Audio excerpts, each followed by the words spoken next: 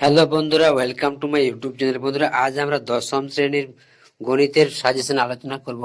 দেখো, প্রথম প্রশ্ন, কোনো মূলধন বছরে 10 বছরের দ্বিগুণ হলে বার্ষিক সরল সুদের হার কত হবে? দেখো, উত্তর 10%। উত্তরগুলো করে দেওয়া আছে। দেখো, 2 থেকে এবিসি ক্রমিক সমানুপাতি হলে প্রদত্ত কোনটি সম্পর্কটি সত্য? দেখো, এটা হবে অপশন বি। x² - 6x + 2 = 0 হলে সমীকরণ বিটি কি হবে? দেখো, চারেরটি দেখো, x = 2 + √3 হলে x + 1/x এর মান কত হবে? 4। অকেন্দ্রীয় বৃত্তের এবি ও সিডি যে দুটি দৈর্ঘ্য সমান, তাহলে কোণ এ ও বি 60 ডিগ্রি হলে কোণ সি ও ডি এর মান কত হবে? 60 ডিগ্রি। দেখো, দুটি ঘনকের আয়তনের অনুপাত 1:27 হলে ঘনক দুটির সমগ্র তলের ক্ষেত্রফলের অনুপাত কত হবে? তো এটা হবে 1:9। 2 থেকে প্রশ্নগুলো দেখো, একটি গ্রামে বর্তমান জনসংখ্যা পি এবং প্রতি বছর জনসংখ্যা বৃদ্ধির হার 2r% হলে n বছর পর জনসংখ্যা কত হবে? তারপর 2 থেকে প্রশ্ন দেখো, kx² + 2x + 3k = 0 হলে k ≠ 0 সমীকরণের বীজদ্বয়ের সমষ্টি ও গুণফল সমান k হলে k এর মান কত?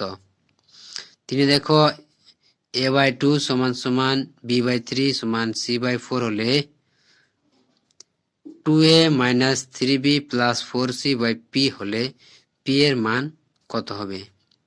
4 দেখো, অকেন্দ্রীয় বৃত্তের ভিতর পি যে কোনো একটি বিন্দু, বৃত্তের ব্যাসার্ধের দৈর্ঘ্য 5 সেমি এবং ওপি = 3 সেমি হলে পি বিন্দুগামী যে জ্যাটির দৈর্ঘ্য ন্যূনতম তা নির্ণয় করো।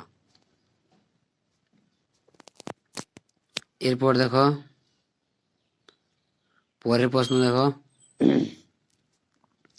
একটি আয়তনের তল সংখ্যা x, ধার সংখ্যা y, শীর্ষবিন্দু z হলে কর্ণের সংখ্যা p হলে x + y + z + p এর মান কত? এবার তিনি দেখো, যে কোনো একটি প্রশ্নের উত্তর দাও। উৎপলবাবু তার জমি চাষের জন্য সমবায় ব্যাংকে থেকে বার্ষিক 6% সরল সুদের হারে 3,200 টাকা 2 বছরের জন্য ধার নিলেন।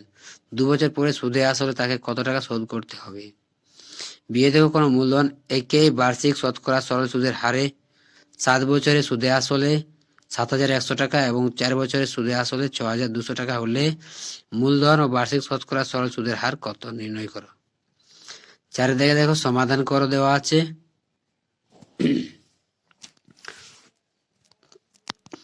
x/1 + x plus x plus 1/x = 2/1/12। দেখো, এই সমাধানগুলো করবে। তারপর 5 দেখো, যে কোনো একটি প্রশ্নের উত্তর দাও। যদি একটি অখণ্ড ধনাত্মক সংখ্যার 5 গুণ তার বর্গের দ্বিগুণ অপেক্ষা 3 কম হলে তবে সংখ্যাটি নির্ণয় করো।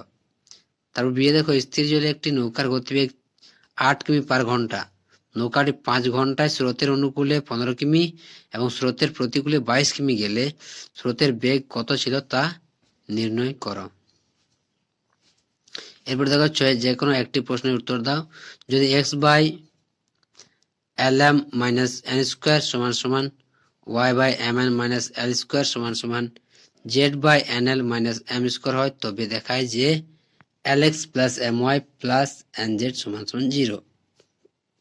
আর বিয়ে দেখো, x সমান দেওয়া আছে।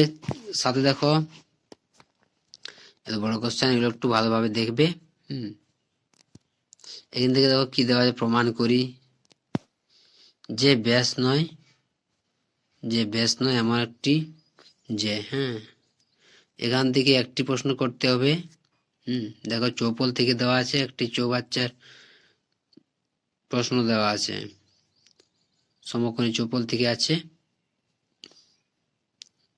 বইয়ে দাগ দিয়ে নেবে, মিলিয়ে নেবে, এগুলো করার চেষ্টা করবে। তারপর দেখো,